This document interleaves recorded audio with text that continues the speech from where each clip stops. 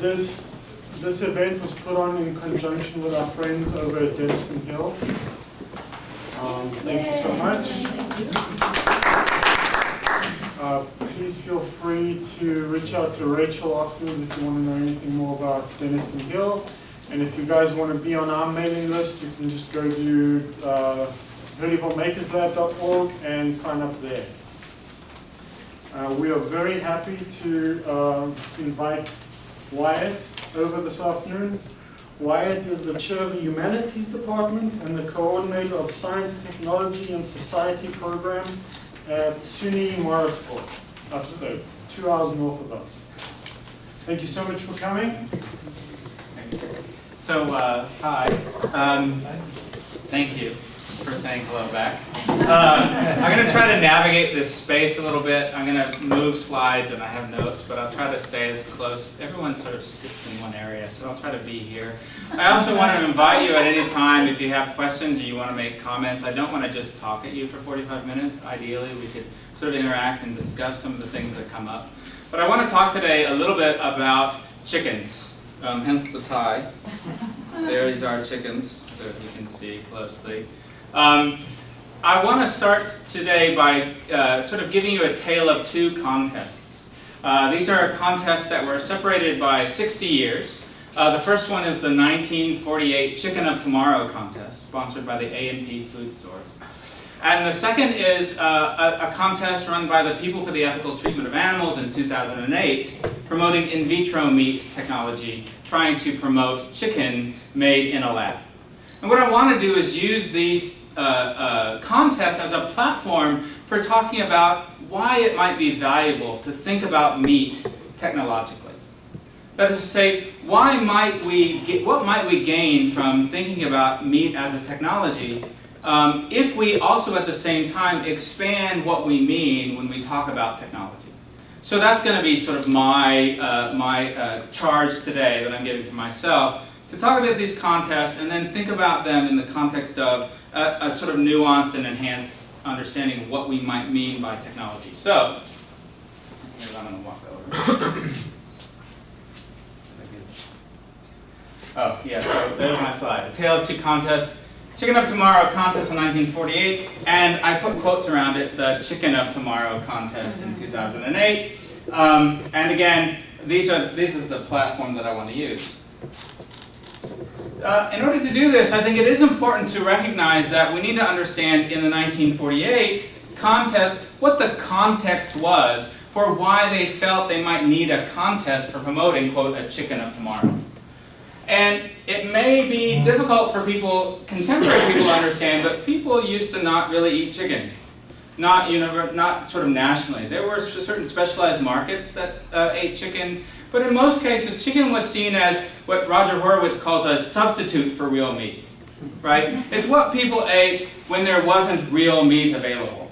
My mother grew up in a farm in western Michigan, and they raised chickens for eggs, and they would eat a chicken if there was a hen that was a little old and wasn't producing, or if there was a rooster that was relatively unruly. But it wasn't seen like something, it wasn't like, oh yay, chicken. It was more like, oh, chicken, right? It was almost like a punishment, more so for the rooster, I think.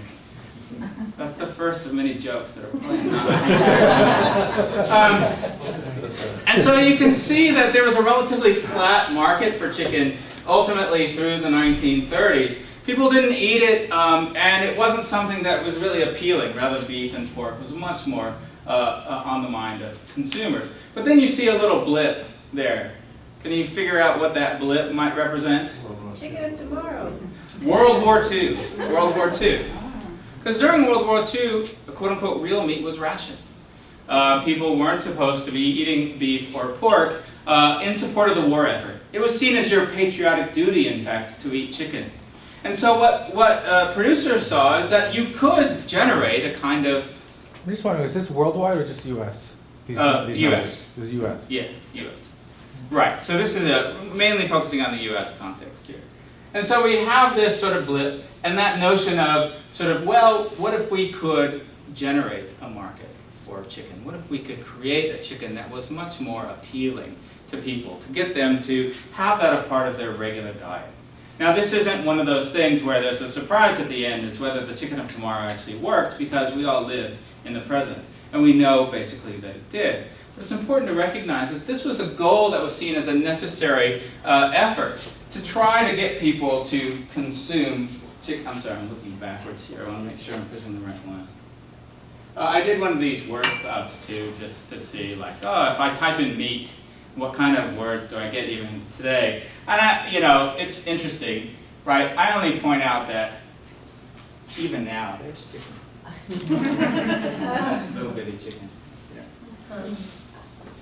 So the Chicken of Tomorrow contest was an attempt to identify really promising breeds of chicken that we might be able to generate sort of the ideal sort of platonic version of what a chicken should be, that would be ideal for people to consume.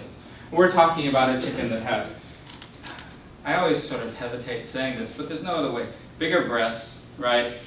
Sort of shapelier thighs. Ultimately, a chicken that had a contour that was more meat per sort of flesh, right? And ultimately grew more quickly, more uniformly, something that could be marketed and branded as something that everyone should eat on a regular basis. So you can see sort of they had scorecards. And what they did is they tried a quasi-scientific experiment where they basically had producers make breeds or crosses and ship them all to a central location as eggs. And the eggs would be incubated for a certain time, a mortality rate of live chicks would be taken, then the chicks would be grown for a certain amount of time, and at the slaughter time they would weigh them and check them for mortality in all of these ways to see which one would be the best sort of chicken to produce in sort of mass market way. So again, this is just sort of a scorecard. I'm sorry for the quality, I sort of copied this from a video that you can see. And what they were after, and this is a still from a video called The Chicken of Tomorrow, which I highly recommend. What they were after is to turn this, which is the chicken that they would find, as a dressed, quote unquote, dressed bird, into this, which is effectively a wax model.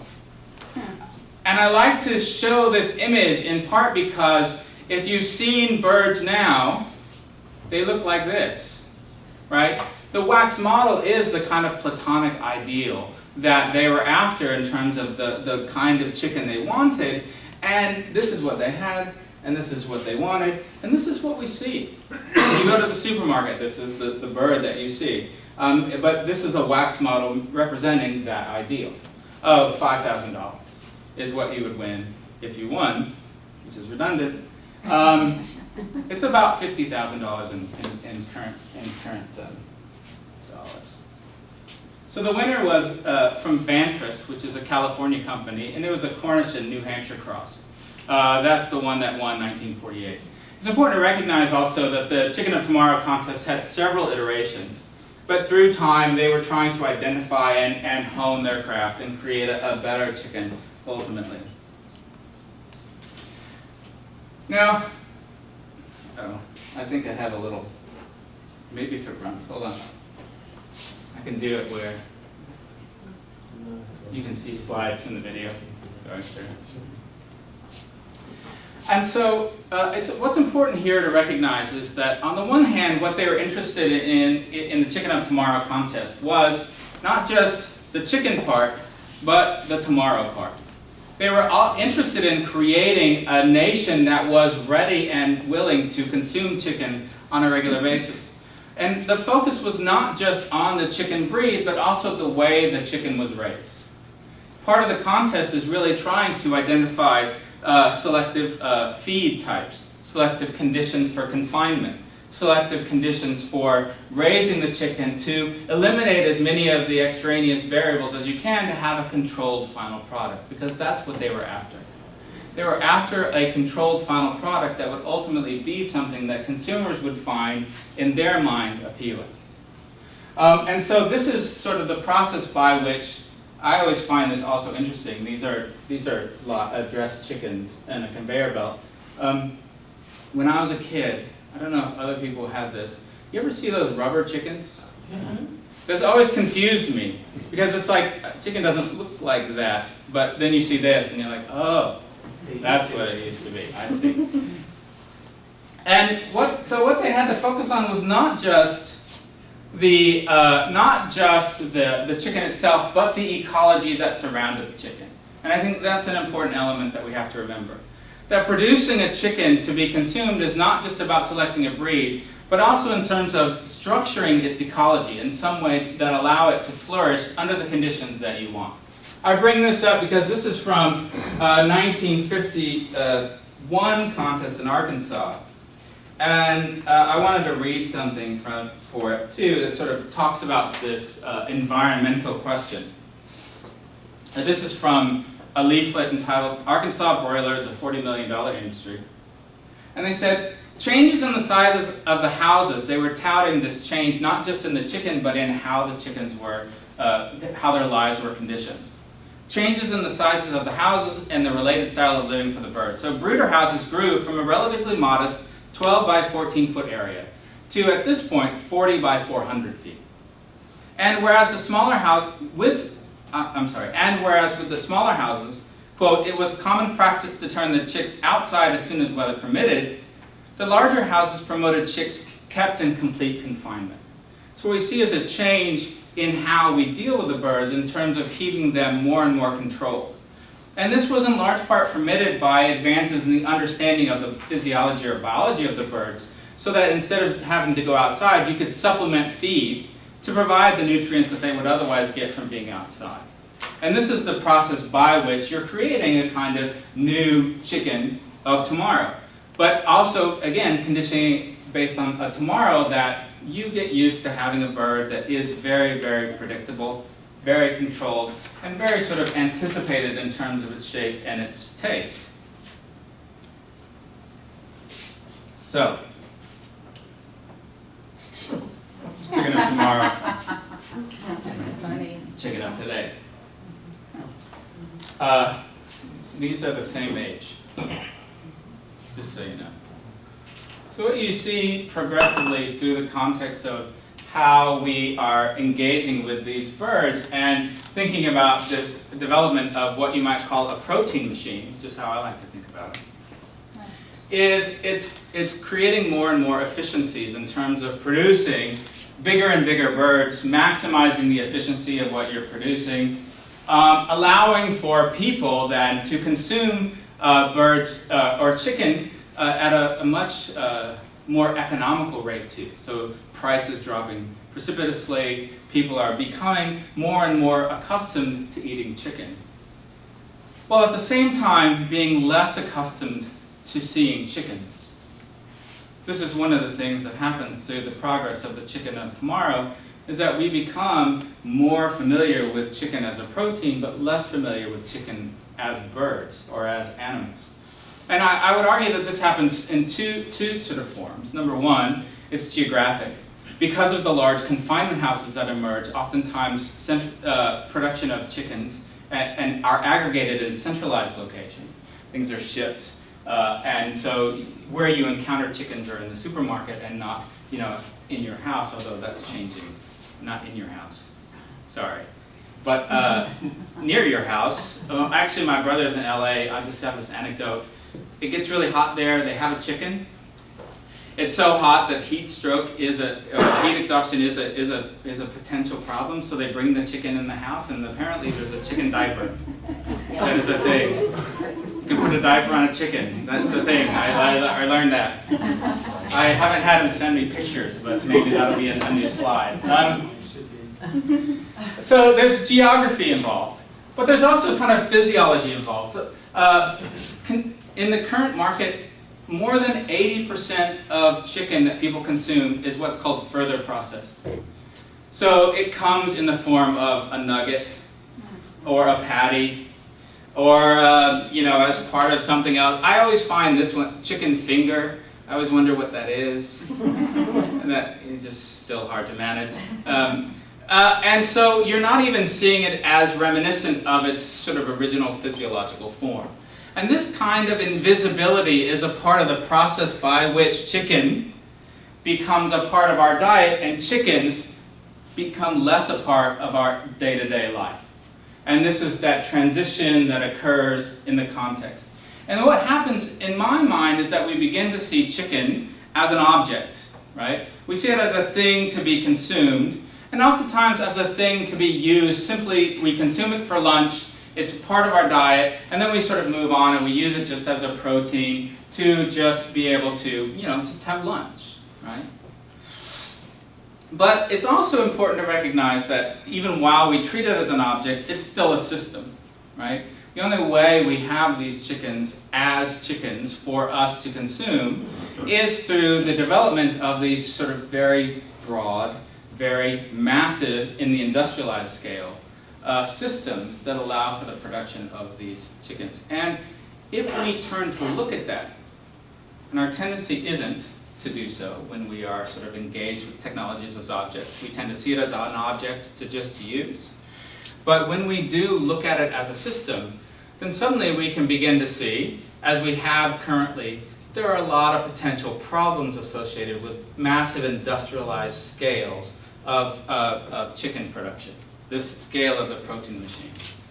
And that's what we get. When we start to turn to look, we suddenly are aware there are a lot of potential problems with how we are creating this chicken that we consume on a regular basis that has allowed for us to do so at such cheap levels. Now, I never seen a pun I didn't like, and I don't know if you'll notice that spells out peak. Yeah. Sorry, can't help it. It's just a way for me to aggregate sort of some of these problems as I've been able to identify them. But you're seeing that there are elements of the machine that sort of cause it to malfunction a bit. There's the physiology of the animal itself that can't really take putting on so much weight so quickly. There are ecological concerns of having such massive aggregations of animals in communities that are separated from others, but they still might bear the burden of a lot of those pollution effects and other kinds of health effects that are associated with it. We have economic efficiencies, we have issues of how much things cost, how much people get paid. We have epidemiological problems with health of the animals and the humans, also related to issues of how we treat those in terms of antibiotics. And we have ethical and political implications as well. As people become more aware that there are animals that produce the meat that we consume, we are concerned about that and agitate for change and action. And you see this in the context of contemporary moves by producers to either identify the source of their meat, or, for example, in McDonald's sort of touting sort of expanded cages for their hens that produce the eggs that they have in their Egg McMuffin. Sorry, I was trying to think of it. I haven't eaten at McDonald's in a while. And so you see, and in Europe, for example, this is the one European example I'll give you, they have the 5 freedoms of all agricultural animals. Freedoms to express natural behavior is one. And this is an opportunity for people to say, well, there are problems with this machine. I don't like the fact that my food necessarily comes from this place. And so there's some concern that is embedded in our thinking about how we become this nation of chicken eaters. Yeah. What's CAFOs? Oh, sorry. Confinement feed operation. Yeah, concentrated animal feed operations, large scale, concentrated animal. So something like this. Confined growing. Yeah. So so you're aggregating these huge. You can do it with any animal. You have pigs and cows and chickens, any poultry, so large confined spaces where they're concentrated. They're basically kept in that. And again, one thing, it's important to recognize that people argue for the value of this in terms of protecting the animal, right? During the avian flu epidemic, people were saying, well, if you keep them in a house, they're not going to be exposed to the flu, as an example. This is some of the things that they argue, that this is a way to control what they eat and how much and when, but that's what that stands for. I apologize for not having that out. So certain things you lose track of the fact that you might know and other people don't, and I apologize for that. So, sorry, yes. We have maybe the need for a new chicken of tomorrow. I just get these because I find these just curiously hilarious. One solution to the this is a artistic rendering of a potential solution to the problem of confinement for animals, and I just love. This is a virtual reality helmet. I love the fact that it's, you know, even the eyes of the chicken are on the side, so you have to have two sort of things. And the goal is, in theory, is that you make the chicken think that it's outside. And it doesn't have to be. It's the Matrix for chickens. Exactly right. I love the title, Second Livestock. And then there's also some virtual reality where you can sort of wear and be a chicken.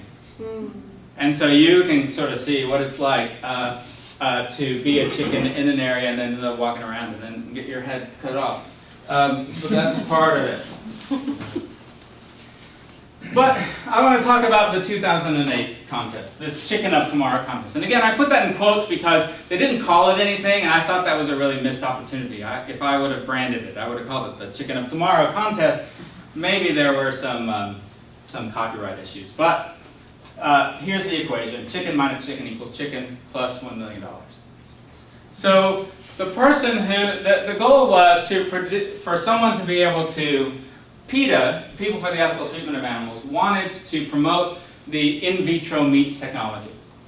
And they wanted to give $1 million prize for the first person to produce a viable chicken protein that was produced in vitro. Does everyone know what in vitro meat technology is? No, it is explained. Okay, good. I'm happy to explain.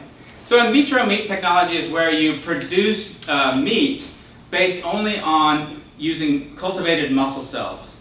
So you're no longer using the animal as the for the production of meat. You're actually just growing in a kind of lab setting. What are myoblasts? These are undifferentiated muscle cells that you're cultivating. It's kind of using stem cell technology. So the idea is to produce meat without the animal. And so PETA wanted to promote in vitro meat, $1 million, and here was the requirements. I'll point out why these requirements are important in a moment. I'm sorry, can we just get back to the in vitro thing? Does that mean no food goes into the actual production of the protein? The protein just happens? You do have to provide a nutrient-rich syrup, or serum, syrup. That's something maple. A serum. You have to feed the cells. So there's a digestive tract, there's a stomach, there's none of that. No, you're just you can feed cells in a like a sterile setting, Right.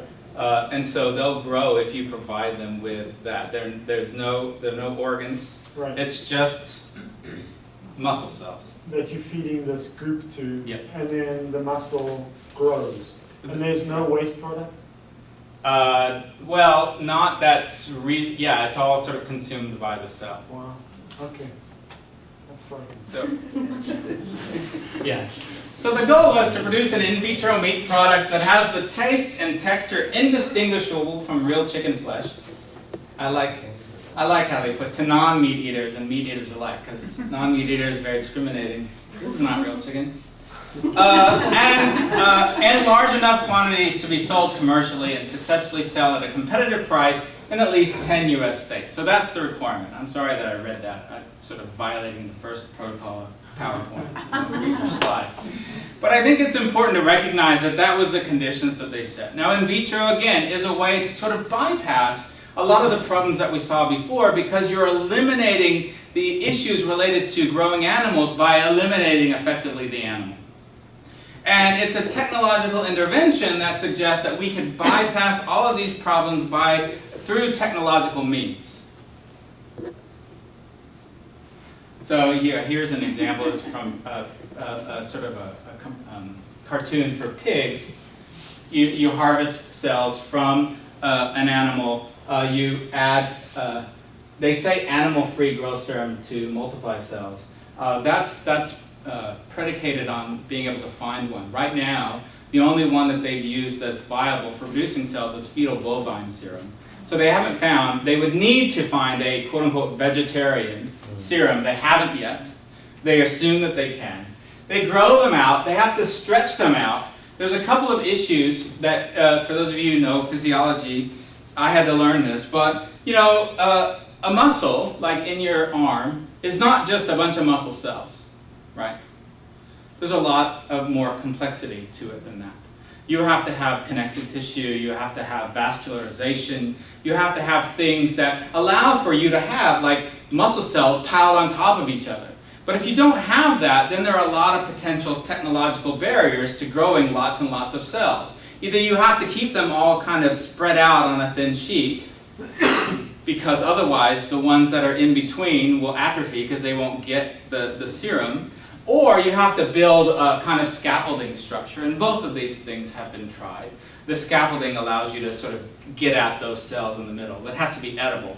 Apparently, I haven't tasted this, but the person that they've had some, I forget, I think it was a fish actually, and the scaffolding that they created was actually pretty sharp.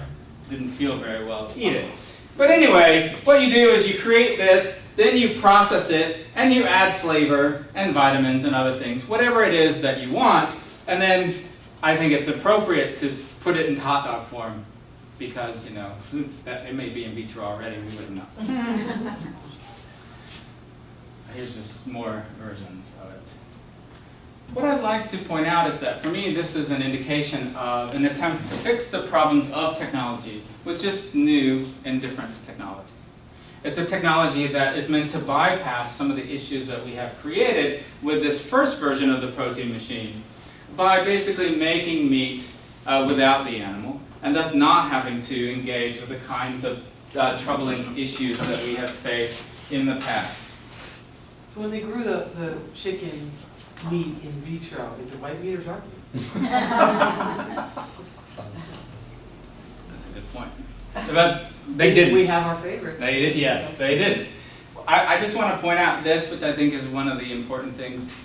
This will relate to the contest rules that we talked about. Here's why you might want to grow in vitro meat.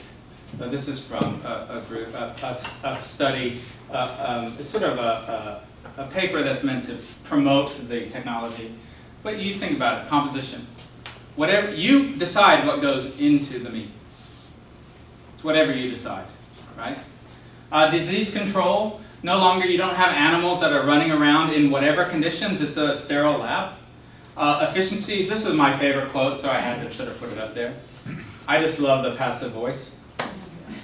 Inedible animal structures need not be grown. So you don't have to have those things that you wouldn't eat. You could also then potentially have any meat. You could have exotic meat. You could have rare meat. You could have extinct meat. Anybody want to know what it's like to be a cannibal? It would be an option, right? No people were harmed in this human burger, ultimately. And one of the goals is the reduction of animal use, sort of an edible eat, right? So you have the starter culture that you cultivate, and then from there you'll be able to generate it. Some of the early promoters of this technology were the space program, as you might imagine. But the goal could be, one of the sort of pipe dreams of this is to have like a meat machine on your counter like you would a bread machine. You know, where you have the starter culture that's churning out protein for you. I guess it would be more like a sourdough bread machine, but you know, whatever. There it is. Part of the problems, of course, with the current state of the technology is the price. They did create a burger that was consumed as a kind of taste test a few years ago. Anybody want to guess how much it cost? This one burger? $50,000. Close. $300,000 for one. So you can think about that in your next meal. You think this is too expensive. It could have been that. $300,000. One of the founders of Google helped bankroll this taste test. So price is an issue. They're hoping to bring that down with sort of efficiencies in the technology. But this is something that is an issue right now. Texture is a problem. So they said they had some people taste this. They said that a few people who, you know, apparently it was cooked with a lot of butter. So there's that. But apparently it had it was a burger that had, yeah, I know, the irony of it. It was a burger that had the texture, as I understand it, of cake. Oh. You take that in. Yeah. Other descriptions of different, less cultivated versions of this, I've heard meat jelly. Sort of that texture. So that's also a problem. And acceptance, and we're kind of giving some of the indication of why acceptance might be a problem even in this room. You know, people think, well, that just seems weird. Like, I don't like this bioreactor who creates this thing that I'm going to consume. Although I'm less sort of concerned that that would be a real big impediment, considering what people do eat now. But there's apparently some Cheeto mac and cheese things that Burger King makes or something. I think if you're gonna eat that, whatever. So $300,000, tastes like cake. I'm not gonna eat it. If you see go back to the PETA contest, you see that some of those things that they put in, it's got to be competitive with current chicken. It's got to have it's got to taste like chicken. Most people think that this wasn't really a genuine $1 million offer. It was a way to promote the technology and get people to think about it. But there's been developments since then. We've got Memphis Meats now making little meatballs, and everyone says they taste just like meatballs. So the consistency is correct. Well, one guy had it. It was like one meatball they made. Yeah, they made one meatball. And it was an attractive woman that actually said it. Yes. And it only cost It is $100. true. Yeah. And she represents all of it. So there is a lot of potential problems with this. But Yes, you did have to talk. one of the things that I was interested in when I started looking at this, and part of my part of the reason that I started thinking about this question is that I found myself in a situation where I started questioning my own food, trying to be concerned more about where it came from, and I started to raise my own chickens. So I had 8. I'm by no means a farmer. I was a hobbyist at best. And I also want to point out that I was really, really bad at it. I really did not do a really good job raising the chickens, and I really was confronting this notion of, well, why was I so bad? B, did it matter because, oh, they were just animals. And I don't mean that with just animals, but they were animals and they're going to live their lives and they are free. But then also, what does it mean to encounter an animal that has been altered to suit my needs rather than its own? And that was another element of my engagement that I was trying to think through. And as I was doing this, I began to see this talk about in vitro meat, and it actually surprised me that so many people were promoting it who would otherwise have a really strong sense of their moral obligations to the natural world and to other animals, and they seem to be, well, this is where we need to go.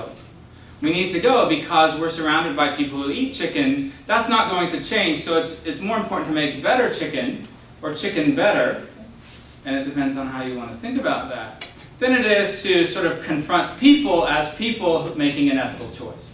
It's easier, ultimately, to fix it technologically than it is to fix it ethically and really confront those complex questions that are not easily answered, that we have to, well, at least I would argue, that we have to engage. So what I want to do just for a moment is take some time to talk about meat then as a technology. What would it mean to think about this as a technology? And I want to talk about these few things and why I think it's important to do so. And I didn't time myself. How long have we been going? Does anyone know? 33 minutes. Okay, good. So I just want to talk about, I talked about this a little bit already, objects and systems. It's important for us, I think, to think about technologies as both objects and about systems. And I want to make sure that when we're thinking about technologies, that we do so, we're not just thinking about the technologies that immediately occur to us. When we think about technology, what do you think about, typically? Computers. Computers, right? Phones, high technology, things that are very confusing. We don't tend to think about the very ubiquitous things that we encounter every day that seem no longer surprising to us, that form the part of our everyday life. And I think that's a mistake that we need to correct. We need to think about, I always get mad when people talk about, in my profession, education, they talk about, we're going to have technology in the classroom. And I always want to throw an eraser at them. Because it's like, We have always had, and it's important that we understand that that is a technological engagement. We tend to think about things as objects, and I would ask you to think about the things that you have with you right now that are effectively technology. And I want you to think about the relationship that you have to them. You think about, I have two, right? My glasses being one, right? And my shoes being another. And most of the time, I would argue, I don't think about them. I just use them. And that is, I don't want to diminish an important part of our engagement with technology. We use technology to be in the world in a way that we couldn't be otherwise. I could not drive effectively with my glasses. There's a question of whether I drive effectively with them, but I could not definitely without them. I could not walk just normally around town, especially on a hot day like this, without shoes. So I don't want to diminish the fact that we use technologies to, in part, be who we are. And that's an important element of our relationship to technology. But it's also important to recognize that technologies are also systems. We tend not to think about that until something goes wrong. You know, if my glasses break, then I might think about, well, what are they made from and how might they be fixed? If I get sick from my burrito, I might think, well, where did that supply chain come from? Where did they get their lettuce? Why does Chipotle make me ill now suddenly? We might think of it just as lunch until something goes wrong. And then we suddenly see the systems that make that technology possible. Chickens are the same way. Chicken, we can think about chicken as an object, but we have to recognize that chicken is a system. We don't have that technology without that system that is there to support it. But when we talk then about that process, we're also talking about creating an intervention, a thing in the world that would not be there if not for our intervention.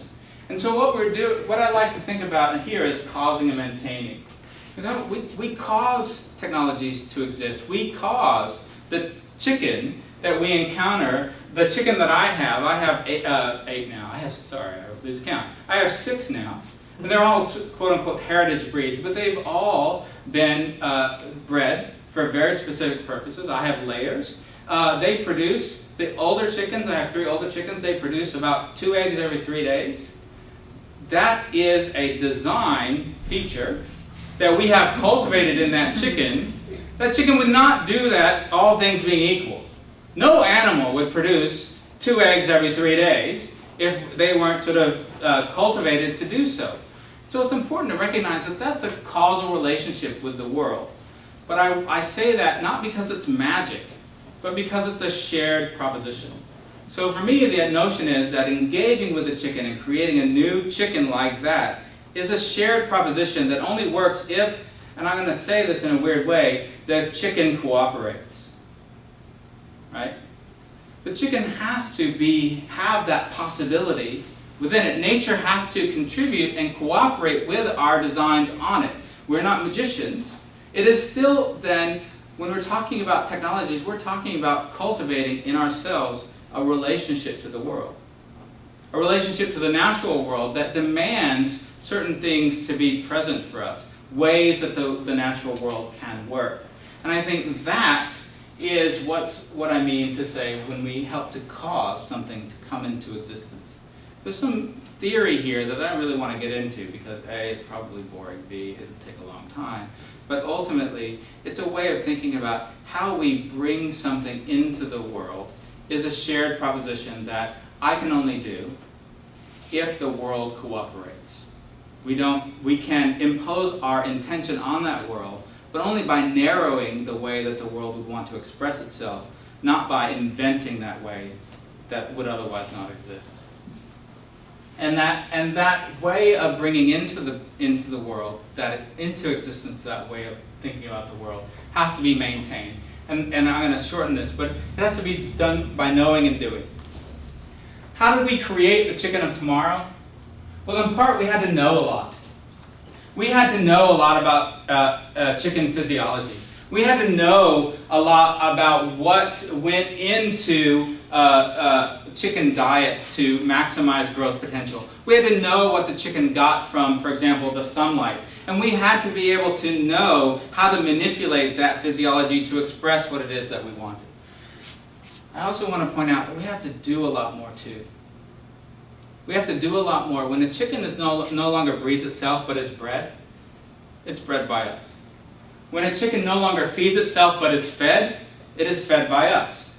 These are things where human systems take on the obligations that natural systems might otherwise bear the burden of, and we do that because we want to assert our intention on the world. We want the chicken to lay. I love the fact that I get 2 eggs every 3 days from a chicken, right? But in doing so, I take on the responsibility of making sure the chicken's healthy, is protected. You know, have people been around chickens? Have you ever noticed that I have one that if she gets scared, what she does is she squats down and puts out her. I just love that's the defense mechanism. Like what? What is that? What? Like who's? It's like, oh, thank you. I just pick her right up. It's like that. I appreciate the fact that that's your goal. I have younger chickens. I was almost late today. The younger chickens, they just run. They're a lot faster than me. But we end up having to do a lot. So you think about the industrialization of chicken production. Suddenly we went from, chickens that were on the farms that relatively, would browse. My chickens browse all the time. They feed themselves. I have supplemental feed. They just kind of wander around. They eat a lot of things, including frogs. Frogs are a big thing. The other chickens run after the one that has the frog. It's a lot of things to sort of aggregating them in places that now food has to be grown, shipped, and provided for that. And that's a lot more work that human systems have to do, right? And what happens is that we become a lot more responsible for the world. The more we want to assert our intention on that world, the more responsible we become for maintaining that smooth functioning, right? And for me, I see the in vitro meat reaction to the problems associated with industrialized chicken production as a doubling down of all the issues that attach to that initial impetus to create that chicken. I see it as a doubling down of saying, well, the problem with controlling chicken bodies and providing all of this information and getting it wrong is what we're going to do is we're going to control it even more. We're going to have to know even more. We're going to have to sort of produce a chicken that ultimately is freed from the body, but only because we provide the body. So what happens is the muscle is no longer a part of a chicken's sort of a body, but now we provide an artificial one in order to create that chicken protein. And I find that kind of troubling, at least because it means that our relationship to the natural world is highly and rigidly controlled. It's very narrow in the sense that we say that that nature, as we understand it in this context, has to be very circumscribed and very, very specific. It can only be expressed in one particular way. And we take on increasing responsibility to provide energy and knowledge. We have to know exactly how cells work. We have to provide nutrients. We have to provide structure. We have to, I don't know, I didn't talk about this before, but you know how muscles get exercise? That's not meant to be a trick question, right? I'm doing it now. We're all doing it. I walk, right? Outside of a body, you know how they have to do it? Sure. Electrical stimulation. They have, or I thought they stretch it, or they can have the long sheets and they can stretch them and flex the sheets, right? So suddenly something that used to be just happen by happenstance, by just arbitrarily walking around, now has to be understood and produced in a very controlled manner. So we have electrical shock and stimulation. So that's something where suddenly we're engaged with the world in a very, very specific and narrow way. So we seem to be doubling down on control rather than sort of looking at its limitations. And we're trying to produce something that ultimately is antagonistic toward surprise. Because any surprise in such a tightly coupled system would be catastrophic for it. In an article discussing this technology in the New Yorker, Michael Spector talked about it. It said that because of how highly sort of fecund and productive these bioreactors are, if there's even the slightest contamination, the whole thing is wiped out. And they're also worried. Do you know how you get cells to continue to divide without stopping? You know what those are called? Malignant. Yeah, they're called cancer. And so what's interesting too is that most cells have Hayflick limits unless they're cancerous. And so really they're actually creating cancerous cells that will continue to divide without stopping. And they're also concerned about what they call genetic miscreants, right? Because again, even though we might try to control things very, very rigidly, there's still things that slip. There are still things that evade us. And I am not so sanguine as to think that I would trust a system that relied on absolute control. I do think that we get things wrong. Not just personally, but systemically. I think that's evidenced by some of the issues with industrialization. I think we get things wrong, and I'd rather think that we as people should not turn ethical questions into engineering ones. I think that we have the capacity to confront these questions as people who may not have obvious or really easy answers, but have the capacity to engage with these questions and think about, well, what does it mean to consume animals? What does it really mean to consume animals? Should we do it and under what conditions? What do we owe the life of the animal, not just for its protein, but for its own flourishing? Ultimately, these are questions that I think are difficult. They're not easy to reckon, and I struggle with them myself. But I think that these are the questions that I want to engage because it brings me closer to an animal and to a nature that isn't just a reflection of my desires, but has its own. And I think in that case, this is why I think it's valuable to think about the meat as a technology. Because if we understand it as a technology, and understand technology the way that I've tried to argue for it, it allows us to really have a nuanced discussion about why we might choose to go a route that actually turns us into simple creatures ourselves who are incapable of ethical deliberation and really just need to be fed. And I think that's where I'm not going to read this to you. I love this quote.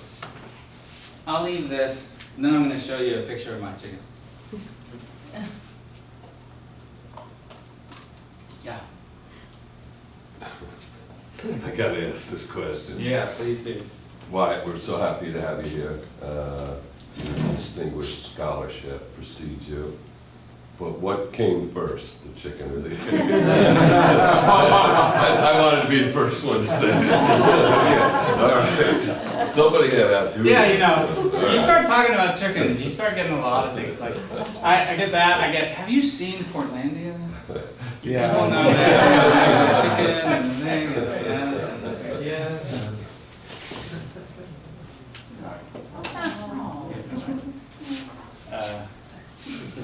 This is an Easter egg here. This is a salmon favorole.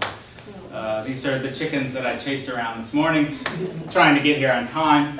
But I think that's where I want to end it. I really just thank you for the opportunity to speak with you today. I really am interested in thinking about technology in a way that allows us to think not just in terms of how does it solve the problems that I don't have to think about, but how does it potentially create new ones, right? How do we think about technology in a way that allows us to reconnect with the natural world and animals that are other than us, rather than just allow them to sort of fade into the background?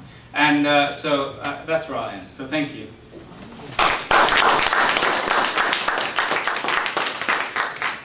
I'm happy to entertain any questions if you have them or thoughts or So just now at the end, you seem to indicate that you think that it'd be better, I don't know, better is the right word, but like we shouldn't focus on technology as the solution, but we should confront these things like as ethical questions. Correct. But initially you were saying that really it's too hard for society to force, like for instance, PETA's proposal to get everyone to care is not working, as opposed to engineering a technological solution is a much more effective way of bringing about change. Well, how I would address that, and I appreciate the question very much. I do think that it's really difficult, right? And I think one of the things that PETA and other animal rights activists have done in an attempting to produce or to promote that kind of technology is that reaction, right? We tried a lot. People don't seem to care, right? And I accept that is a really difficult problem, a really tough nut to crack, so to speak. But I also think, like, even historically, if you look at, we have changed, right? We have changed in the context of, we used to not eat chicken. We do now, right? We used to not allow women to vote. We do now. Sorry, it's 100 years this year. Women's suffrage. I just thought it. Hey, shout out for that. I do think that it's not to minimize your question, I do think that it's a really difficult problem, right? And I do think that, but I think that technology, as we begin to understand it, sort of shouldn't be seen as some, and I'm not anti-technology, just to be clear. I think it's important to understand technology and to be sort of upfront about what choices that we're making. We could decide as a society to pursue in vitro meat. But I think if we did so, we should understand that what we're trying to do then is really achieve a level of control that we haven't really shown ourselves capable of exercising at this point. And I also think that it's important to recognize that we are then, what is our relationship to the animals that currently exist that have been changed to suit our needs, ultimately? I just think that for me, it's a question that isn't solved by creating a technology that no longer makes it something that I need to confront in myself. And I know that that may be optimistic or even, what's the word that I want? Naive, right? But I think that those are the questions that I still struggle with today. And I think that humans, we should think about ourselves as capable of making those kinds of interrogations. They're really difficult at a societal level especially, but I think that they are important. Can you, I think there's so many connections here to, especially to industrialization, to capital, to capitalism, to markets, because ultimately it doesn't seem like, you know, when they were developing these chickens of tomorrow, I'm curious if you could talk about who are they? Yes. Right, because I think that makes a difference. And in terms of the impact and who's thinking about these questions and who isn't impacting. And I think particularly in the United, I think it's very interesting. My family is from Trinidad. We eat tons of chicken. Like everyone's always eaten a lot of chicken, and chicken was just something that you had in your yard, Right.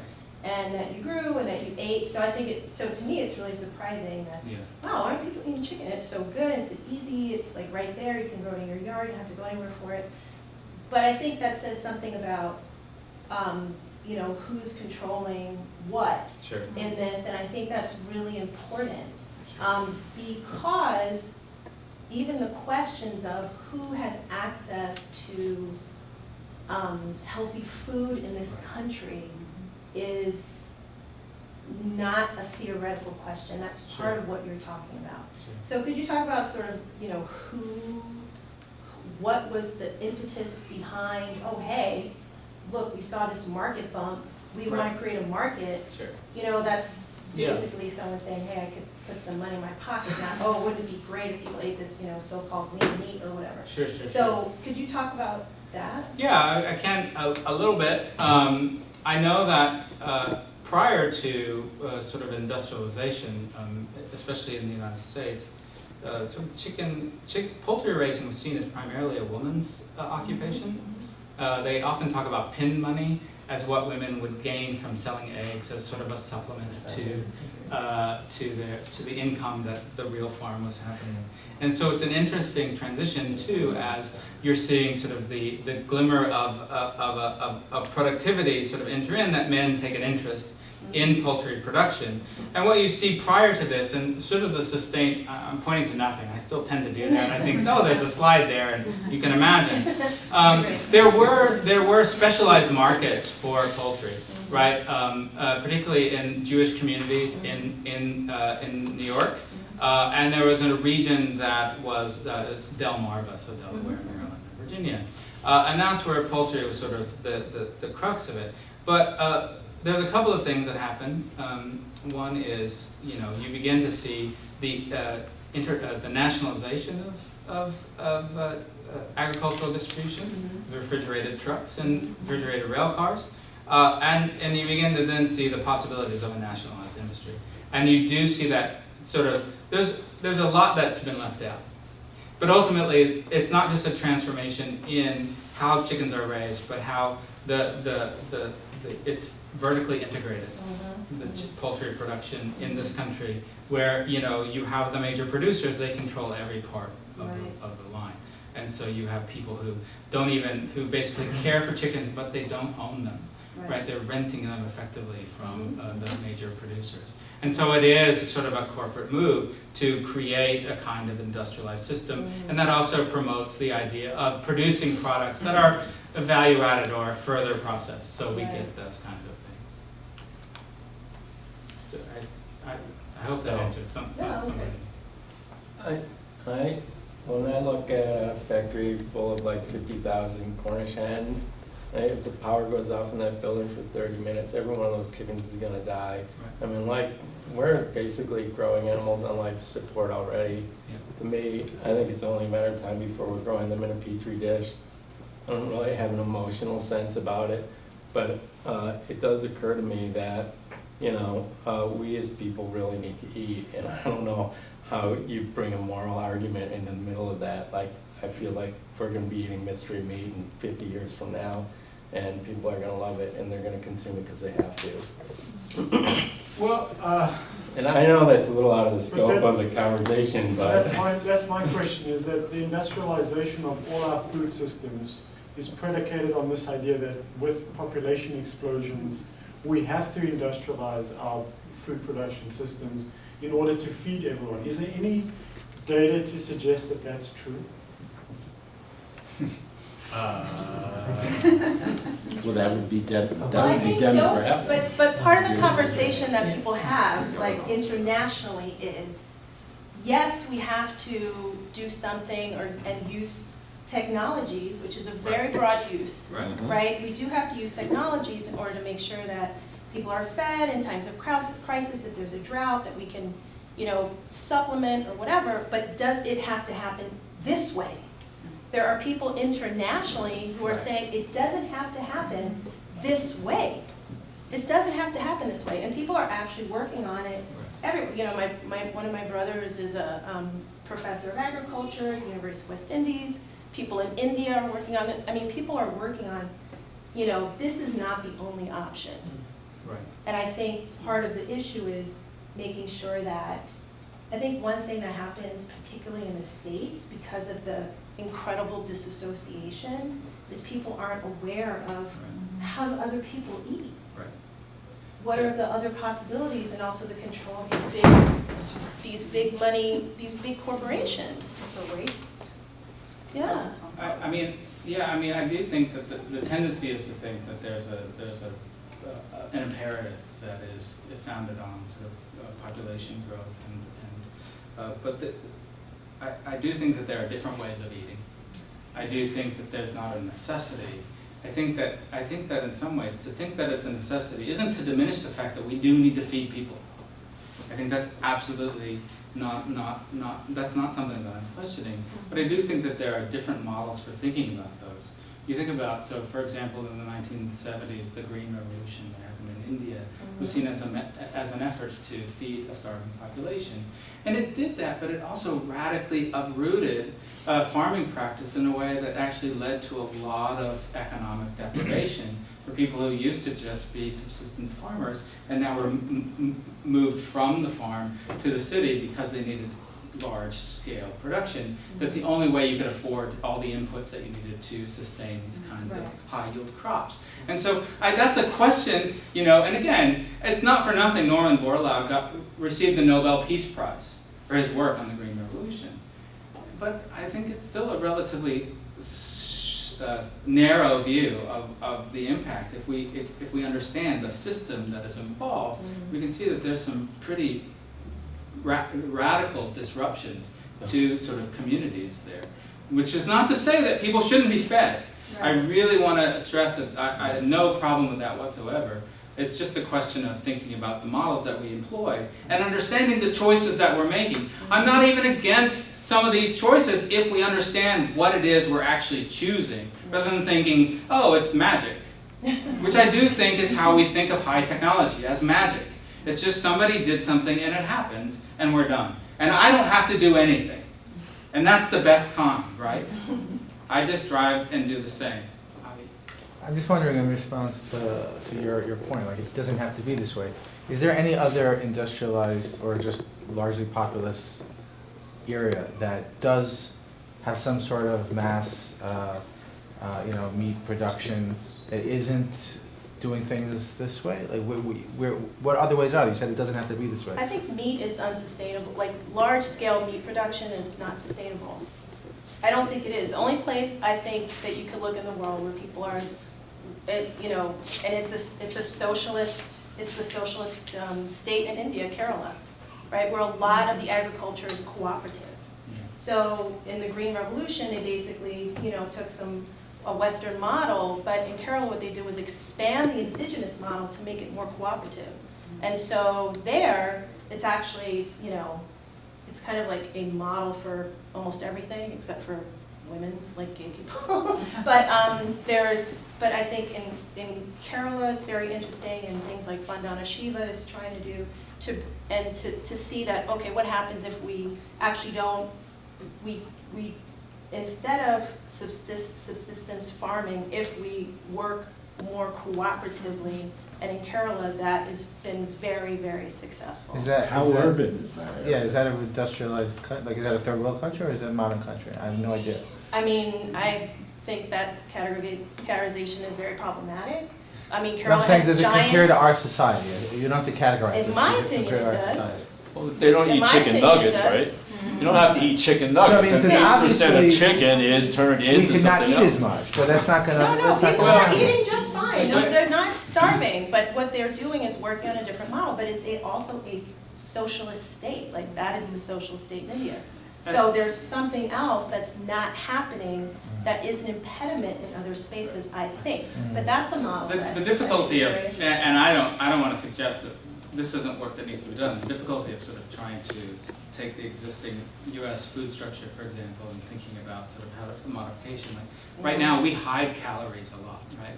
We produce a lot of calories and we hide them in various places, like we feed them to animals, we produce corn syrups and other things, and it's a way of saying, well, we have a lot of production. To think about different models would be, there's a lot of potential ways. Well, maybe we don't eat less, but we just eat less meat. Yeah. Right? And if we eat less meat, then suddenly all the agricultural land that currently is devoted to raising food crops for animals could be freed up for other purposes. And maybe there are different ways, different agricultural models that still could sustain us if we thought about our food practices a little differently. But even now, I don't want to suggest that like I go to the supermarket in January and there aren't avocados and I'm mad. Right? I'm like, wait, I was going to have guacamole. That's a thing. Right. And I understand that that's a part of the food ways that I've sort of become accustomed, that ultimately would at least need to be interrogated in terms of what the responsibilities I have to sustaining a system that allows for that to flourish in the way that it does. I don't live in California, and I live in New York. And I oftentimes think it's kind of surprising that I have this, right? But ultimately, I think those are questions that I still think we have to interrogate. And I think fundamentally, at a US level, we would have to interrogate the Farm Bill pretty radically in terms of the kinds of modes of agriculture that it supports and the kinds of modes of agriculture it subverts. I have a local farmer who's a dairy producer, right? And he gets commodity pricing. He grass-feds his cows, but he gets commodity pricing for the milk. So it doesn't make sense for him to sell milk, and so he sells butter because he can charge a premium for that. He sells the fat, cream and butter. But that's a disincentive and it's based on really older versions of what it means to try to feed a populace, and then older versions of understanding our relationship to the environment and the capacity for the environment to absorb what we put into it. And I think those things need to be revisited as well. Yeah, you know, the linchpin of the argument that we have to industrialize our food production systems is that there's too many mouths to feed. But I think we can interrogate that too. I think there's no data to support that. I mean, the Monsantos of the world use that as the argument. Yeah. Right? Over and over again, oh, well, there's this population explosion, we have to feed people, we have to have this intensive way of growing our food. Right. Is there data to support that we're not producing enough food to feed all the mouths? I was gonna say, like, the first chicken CAFO was like 1952 or 1958, something like that. Depends on how you define it, but that's. Right. So like we've been doing this industrial agriculture for how many years now? 60 years? And there's people still starving, right? So we've always not fed everyone. It doesn't matter how much food you produce, we throw tons of food away. We don't feed people, and it has more to do with capitalism than it has to do with how we farm, right? So that grand narrative, well, I'm saying that's agriculture's grand narrative, right? That we need it. But and you're right, we always have to question these grand narratives because they're filled, or so much of the little stories get left out. And so that's their grand narrative, and I think we're right to question it because we have lots of evidence that we throw food away and people starve. And there's more and more evidence to suggest that small-scale agriculture that's sustainable is actually better and feeds more people, and is better in the long term than these large agricultural situations. And I think the evidence is growing to support that more than these large ag situations. Well, I think there's a new value system about free-range eggs, free-range chickens. As people are now thinking about what they're ingesting for various reasons, it becomes a marketing tool. It's all about marketing. Well, it can, right? So once you make that an attractive and economic feature, people will start buying it. They have. That's the Whole Foods model. Yes, exactly. So if you can choose between an egg that's produced this way or an egg that's produced from a hen that lives another way, if you had that choice and economically it was available to you, you might make the better choice or a different choice. Right. Well, that's one of the difficulties now is that the economic playing field isn't by no means. It's all economics. But it's by no means sort of equivalent where you could make a reasonable choice in that context. There's a downside to that too, though, what you're saying. The downside is that once it becomes a popular thing, then the opportunists will capitalize that. For instance, everyone will call something organic now, even if it's 10% organic. So you're not really getting the true change of what you're trying to bring about. Part of that is the distance, right? We're pretty distant from our food centers, right? And it's founded on a notion of trust and a system of trust that is fundamentally flawed based on branding and based on labels and based on other things. I mean, so that's some of the things. Again, I'm not sort of holding up my model as a model for everyone, but I've decided for me that I'm not going to eat meat unless I can meet the person who produced it. But I think that's sort of what you're saying is the question is about the technology, right? Yeah. Like not using technology or a label just to solve the problem, but changing your practice. Right, and understanding the sort of choices that you're making in that sense. And that just becomes a way of thinking about it. It doesn't solve the problem. It certainly is not a large-scale thing, right? But it's ultimately, for me, to at least recognize that the visibility is a barrier. The invisibility is a barrier that should be sort of removed for me. And what happens is I'm very happy to go without. So what have you had to go without, based on that decision? Like I never eat. If I'm at a restaurant, I never eat meat. Because I don't know, like unless it's a farmer that they sourced from a farmer that I know, then I don't eat it, right? And that's the thing. And my in-laws hate me. What's the regulatory environment? Is there any restrictions on in vitro meat at all? Any restrictions? Yeah, like governmental regulations, bans or. Not that I know of. There's certainly been nothing that I've come across that suggests regulations that would. So it's an open landscape. Yeah, and basically right now the limitations, are how much it costs. I mean, it's a pretty technology intensive sort of operation. I mean, you can't just kind of do it on your bench, right? And so it would require a lot of sterilization, a lot of controls that would otherwise allow it to be a possibility.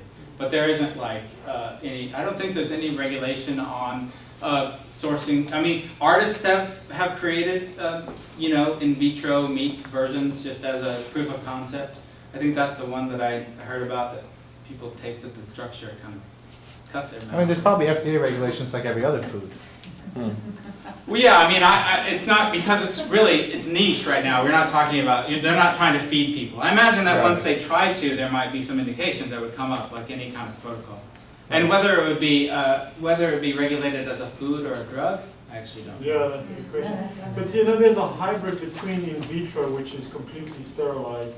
Yeah. Maybe this is an urban myth, but there's this thing called chicken 45, where it's got a rudimentary gut and digestive system without a head, and they're feeding it a sludge, and there's feces that comes out of it, but it's basically growing meat protein. I used to have a drawing of that. I don't think I have it on here. That's a thing, right? I don't think so. No. Okay, urban myth. Yeah, sorry. I'm glad that is. Yeah. Sounds like a chicken zombie. I ended up on suburban. So, but I'm just curious to hear more about your decision to not, unless you know the farm, do you go to the farm and inspect their production facility? Well, it's more that I get to know the farmer. And How I do can you know see- that what they're doing is actually meets your ethical standards? Well, because it's small. Like, I can meet them and I can see. It's not like a big place. They're usually small, sort of, grass-fed beef producers. It's a place, and don't get me, I live in near Utica, upstate New York, so a ways from here. But I live in the luxury, but that's a possibility, right? I don't have to travel several hours. I could, I have rural neighbors effectively that do that. But it's one of those things that I thought was important enough to have that sort of connection. You're not saying you have to actually meet the farmer, but you're saying you have to be able to meet the farmer.